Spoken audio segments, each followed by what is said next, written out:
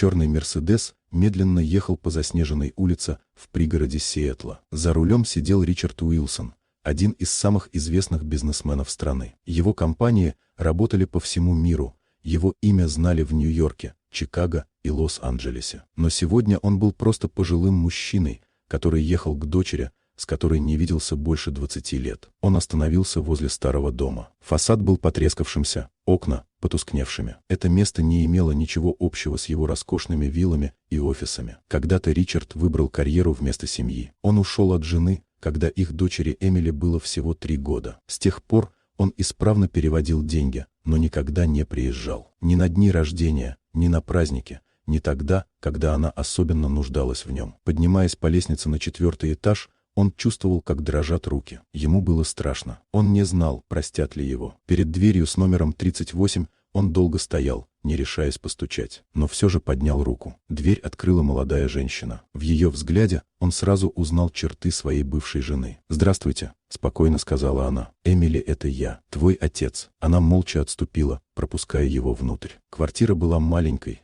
но теплой. Старый диван, аккуратные полки с книгами, детские рисунки на стенах. Ричард долго смотрел на них. «У тебя есть дети?» — тихо спросил он. «2», — ответила Эмили. «Сын Джейк, ему 8, и дочь Лили, ей 5». Эти слова ударили сильнее любых упреков. У него были внуки, о которых он ничего не знал. Они сидели за кухонным столом с чашками чая. «Зачем ты приехал?» — наконец спросила Эмили. «Мне 65. Врачи сказали, что нужно беречься. Я понял, что слишком многое упустил, я хотел попросить прощения. Когда умерла мама, — тихо сказала она, — тебе было важнее быть в Майами, чем приехать на похороны». Ричард опустил голову. «Я был слабым», — признался он. «Я боялся посмотреть тебе в глаза. Самое тяжелое, — продолжила Эмили, — было знать, что у меня есть отец, которому я не нужна. Деньги не заменяют любовь». Он молчал. Ему нечего было возразить. «Я вышла замуж за хорошего человека», — сказала она. «Его зовут Дэвид. Он работает автомехаником. Мы живем просто, но счастливо. Он всегда рядом с детьми». В этот момент в квартиру вбежал мальчик с рюкзаком. «Мам, кто это?» — спросил он. «Знакомый», — осторожно ответила Эмили. Через несколько минут